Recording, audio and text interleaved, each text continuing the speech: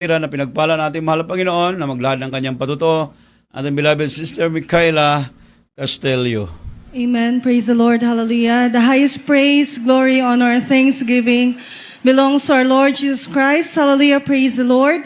And I give my double respect and honor to our beloved honorable pastor, Evangelist Wildis Rada Almeda. I also give my greetings and respect to all the beloved Almeda children. Hallelujah. Praise the Lord. And to all the webcast viewers, hallelujah, and we will never forget the blessed memories and golden teachings of our beloved Honorable Assistant Pastor Lina C. Almeda, hallelujah. Akin pong pinupuri at pinapasalamatan ng ating mahal na Panginoong Jesus, hallelujah, sa akin pong maluwalhati at ligtas na pagdating po ulit dito sa bansang Pilipinas, mga minamahal, last Friday po, in the afternoon, hallelujah. After a year po, mga minamahal, ng aking last vacation, muli po akong pinagkalooban ng mahal na Panginoong Jesus ng pagkakataon na makapagbakasyon, though it's only for a week, mga minamahal, ngunit dakilang pagpapala pa rin po sa akin, mga minamahal, hallelujah, sapagkat sa bansa po na aking pinanggalingan, mga minamahal, ay hirap po ako makadalo ngayon sapagkat nagdiriwang po sila ng kanila pong feast, mga minamahal, for a month. Hallelujah. Ngunit aking po pinapasalamatan dahil dito, mga minamahal, malaya po akong makadalo sa banal na gawain ng ating mahal na Panginoong Jesus. Hallelujah. Akin rin po ibahagi, mga minamahal, kung paano ipinakita ng ating mahal na Panginoong Jesus ang kanyang kapangyarihan. Una pong naligtas ang aking beloved mother sa banal na gawain na ito nang siya po ay 7 years old pa lamang, mga minamahal, sa pamamagitan po ng karamdaman ng aking beloved uncle, mga minamahal. Colon cancer yon, mga minamahal, nang sila po ay masyara ng isa po sa ating mga kapatiran dito sa banal na gawain. At tunay, mga minamahal, gradually po yan pinagaling ng ating mahal na Panginoong Jesus. Hallelujah. Ang sabi noon, mga minamahal, wala na po siyang pag-asa, pinauwi na po ng hospital at hintayin na lang daw po ang kamatayan, mga minamahal. Ngunit sa himala po at habag ng ating mahal na Panginoong Jesus, hanggang sa mga oras na ito, mga minamahal, buhay na buhay po ang aking beloved uncle, pinagaling ng ating mahal na Panginoong Jesus. And year 2013, mga minamahal, isa po sa aking beloved sister na kambal ang nagkaroon po ng karamdaman na nung una, mga minamahal, hindi po namin matukoy kung ano po talaga ang kanyang tinataglay na karamdaman. Siya po ay kakaisang taon lamang that time. At ilang hospital, ilang doktor po ang aming sinubukan sapagkat during those times po, mga minamahal, kami po ay napalayo sa banal na gawain na ito sa paglilingkod sa ating mahal na Panginoong Jesus. Amin po sinubukan ang pumunta sa probinsya upang subukan ng mga quack doctors or yung mga albularyo, mga minamahal. Ngunit wala pa rin pong kagalingan kaming nakita, mga minamahal. Hallelujah. Until such time po na meron pong espesyalista ang nakapag-diagnose, mga minamahal, na ang tinataglay po na aking beloved sister ay Kawasaki disease, na ang sabi po, mga minamahal, it's a rare disease na isa sa 1,000,000 bata ang tinatamaan, mga minamahal. At siya po, mga minamahal, ay lagpas na po sa 10 days nung siya po ay ma-diagnose na merong ganong karamdaman. Sabi po nila, there are 2 side effects, mga minamahal. It's either magkaroon po ng irregularity sa puso or worse ay maaari pong ikamatay ng pasyente. Tinanggihan ng hospital ang aking mahal na kapatid sapagkat wala po kaming maibigay na pang-deposit, mga minamahal, for them to admit my beloved sister for medication. Ngunit gaano po kabuting ating mahal na Panginoong Jesus sa mga panahon na kami po ay nauubusan ng pag-asa, mga minamahal. Ang banal na gawain na ito ng Jesus Miracle Crusade ay nagdaos po ng Bible study sa aming lugar sa Valenzuela, mga minamahal, kung saan hindi po ako nagdalawang isip, tumakbo ako, mga minamahal, sa Bible study na yan. Sapagkat akin pong naririnig na sa banal na gawain nito, lahat ng uri ng sakit at karamdaman, kayang pagalingin ng ating mahal na Panginoong Jesus. Hallelujah. Kailangan lamang po nating magbigay ng 100% faith na sa ating mahal na Panginoong Jesus. At yan pong aking ginawa, mga minamahal. True enough, mga minamahal, sa pamamagitan lamang po ng pagsusulat ng pangalan ng aking beloved sister sa isang kapirasong papel, yan po ay ipinanalangin, mga minamahal ng mga manggagawa na naroon. At through the leading prayers po ng ating beloved pastor, my beloved sister, mga minamahal, who was already in critical condition, hindi niya na po naimumulat ang kanyang mga mata, hindi nakakakain, kahit gatas, hindi na po niya kayang i-intake, mga minamahal. Yan po ay binigyang kalakasan ng ating mahal na Panginoong Jesus. Hallelujah. Maging mga doktor ay nagtaka, mga minamahal, kung paano po bigla-bigla na lang, mga minamahal, ay nakapaglaro po sa hospital bed ang aking mahal na kapatid. And up to this day, mga minamahal, siya po at ang kanyang kakambal ay 12 years old na, mga minamahal. Pareho na rin pong ginagamit sa banal na ubasan ng ating mahal na Panginoong Jesus bilang mga children's choir po sa bansang Qatar, mga minamahal. Yan po ay aming labis na pinapasalamatan sa ating mahal na Panginoong Jesus. At akin rin pong pasalamatan, mga minamahal, hallelujah, ang pangalawang buhay na pinagkaloob ng ating mahal na Panginoong Jesus sa aking beloved mother.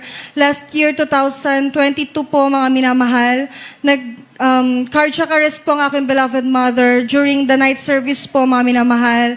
Hallelujah.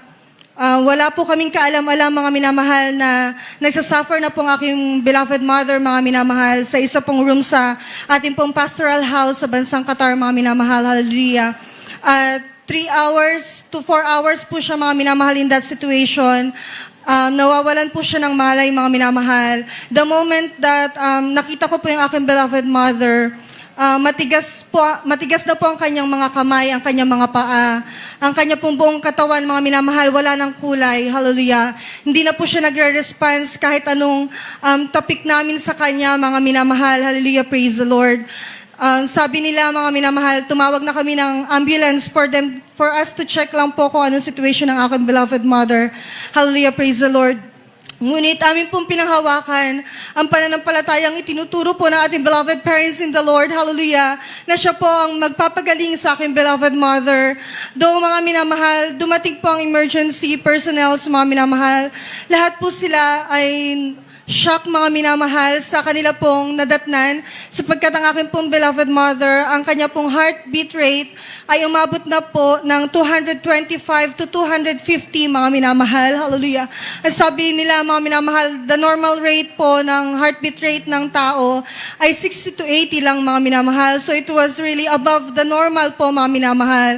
Ang sabi nila, isang maling galaw lang po ng aking beloved mother ay maaari niya pong ikamatay. Hallelujah. Kaya po, nahirapan kami, mga minamahal, na i-transfer po siya agad sa hospital sapagkat yun po yung protocol, mga minamahal. Noon siya po ay madala sa hospital, mga minamahal, hallelujah, tinransfer siya sa ICU, mga minamahal. Ngunit ang mga doktor, mga minamahal, 5 doktor po yun, lahat espesyalista sa puso. Pare-pareho po ang sinasabi nila, mga minamahal, cardiac arrest po ang dinanas na aking beloved mother. Gusto nilang lagyan ng operahan ng aking beloved mother. Gusto po nila lagyan ng battery, mga minamahal, sa chest po ang aking beloved mother. Because anytime daw po maaring maulit ito, mga minamahal. At sa pangalawang beses, mga minamahal, maaring hindi na po makasurvive ang aking beloved mother. Ngunit kami po ay nagtiwala sa ating mahal na Panginoong Jesus. Hallelujah. Nagpirma po kami ng waiver, mga minamahal. Nilabas namin sa hospital ang aking beloved mother. Hallelujah, praise the Lord. Nagpabaka prayer po kami, mga minamahal, dito po sa dako ng Pilipinas, mga minamahal, sa mga beloved children. Hallelujah. Walang gamot, walang doktor, mga minamahal. In just a week po, pinagaling ang aking beloved mother, mga minamahal. Hallelujah. At muli po siya nakaawit, mga minamahal. Hallelujah. Praise the Lord. Akin din pong pinapasalamatan, mga minamahal, na sa akin po naranasan na car accident, mga minamahal, na I was in between po of 2 cars, mga minamahal. Hallelujah, praise the Lord. Ngunit gaano po kabuting ating mahal na Panginoong Jesus sa pagsambit ko ng hallelujah, praise the Lord, mga minamahal. Ako po ay pinag-ingatan ng mahal na Panginoong Jesus. Though sinugod po ako sa emergency, mga minamahal, napakaraming test ang ginawa sa akin, mga minamahal, sapagkat naipit nga po ako ng 2 sasakyan. Hallelujah, sa akin pong tagiliran, mga minamahal. Tiningnan po nila kung meron po ako mga internal bleeding, mga minamahal, hallelujah. Ngunit lumabas po lahat ng results, all negative, mga minamahal. Amen. Hallelujah. Pumirma po ako ng waiver, mga minamahal. Ayaw ko pong tanggapin lahat ng gamot na kanila pong binibigay sa akin. Merong gustong iturok, may gustong ipainom, mga minamahal. Ngunit lahat po yan aking magalang na tinanggihan. At aking pong sinabi na ang mahal na Panginoong Hesus po lamang ang magpapagaling sa akin, mga minamahal. Tunay, mga minamahal, 1 linggo lamang po ang nakalipas sa pamamagitan ng pananalangin. Pag-aayuno, mga minamahal, pinagaling po ako ng ating mahal na Panginoong Hesus. Amen. Hallelujah. And those times, mga minamahal, na I was absent sa aking trabaho, lahat po yan binayaran ng aking company, mga minamahal. Hallelujah. Maging ang gastos po, mga minamahal, sa hospital, all covered, mga minamahal. Hallelujah. Praise the Lord. At labis ko rin po ang pinapasalamatan. Hallelujah. Ang nagdaan po na 15-year church anniversary sa Doha, Qatar Outreach, mga minamahal. And the first Middle East Crusade and JMYC Middle East, mga minamahal, na matagumpay po, mga minamahal, na daos, mga minamahal, sa awat habag po ng ating mahal na Panginoong Amen. Jesus. Hallelujah. Hallelujah. Labis po ang kagalakan namin, mga minamahal. Hindi po namin sukat akalain, mga minamahal, na sa Middle East ay magkakaroon po ng krusada, mga minamahal. Dahil alam naman po natin, mga minamahal, na iba po ang religion doon, mga minamahal. At hanggang sa mga panahon na to, mga minamahal, mahigpit pa rin po ang pagdadaos ng mga gawain. Makita lamang po nila ang pangalan ng ating mahal na Panginoong Jesus. Hindi po piniprint ang mga tarpaulins, mga minamahal. Kahit mga leaflets, mga minamahal. Ngunit sa loob po ng 15 years, mga minamahal, malaya po tayong nakakapag-print ng tarpaulins, nakakapag-print ng mga Yes, leaflets, hallelujah. mga minamahal. Malaya po kaming nakakapaghayo, mga minamahal. Hallelujah, praise the Lord. Do alam po namin na imposible, mga minamahal. Ngunit sa mahal na Panginoong Jesus po ay walang imposible. Hallelujah. At sa nagdaan po na 15 na Middle East Crusade, mga minamahal, labis po ang aming kagalakan na makapiling po ang ilan po sa beloved children, na ating beloved parents in the Lord, mga minamahal. And those beloved brethren po coming from the Middle East countries, mga minamahal, hallelujah, na talagang hindi po namin sukat akalain makakarating po, mga minamahal, halos lahat na ating mga kapatiran mula sa Saudi, sa Kuwait, sa Dubai, mga minamahal. Hallelujah, praise the Lord. Grabe po ang kagalakan, binuhos na ating mahal na Panginoong Jesus, spiritual blessings, mga minamahal, sapagkat napakarami din po ang nakatanggap sa ating mahal na Panginoong Jesus. Hallelujah. At hanggang sa mga oras na to, mga minamahal, marami pa rin po ang nagpapatuloy, mga minamahal. Marami po ang nababautismuhan, mga minamahal, sa dako po ng Middle East. Hallelujah, praise the Lord. Pinapasalamatan ko rin, mga minamahal, na hanggang sa mga oras po na ito, hallelujah, praise the Lord, patuloy po kaming ginagamit na ating mahal na Panginoong Jesus. Hallelujah. Ako po, kasama po akong beloved parents and beloved siblings, mga minamahal, hindi man po karapat-dapat, ngunit sa panalangin po at unang pagluhod ng ating beloved pastor, kami po ay kinakahabagan, ginagamit bilang mga awit, mga minamahal. Hallelujah. At akin rin pong pinapasalamatan, mga minamahal, na naayos ko rin po kaagad ang aking po mga papers, mga minamahal. Hallelujah. At sa darating din po, mga minamahal, na Thursday ay babalik na rin po ako agad sa Qatar, mga minamahal. Ngunit grabe po ang pagpapala ng ating mahal na Panginoong Jesus. Kahit sa small period po, mga minamahal, na aking pag-stay dito, grabe na po ang spiritual blessings na pinagkakaloob ng ating mahal na Panginoong Jesus. Hallelujah.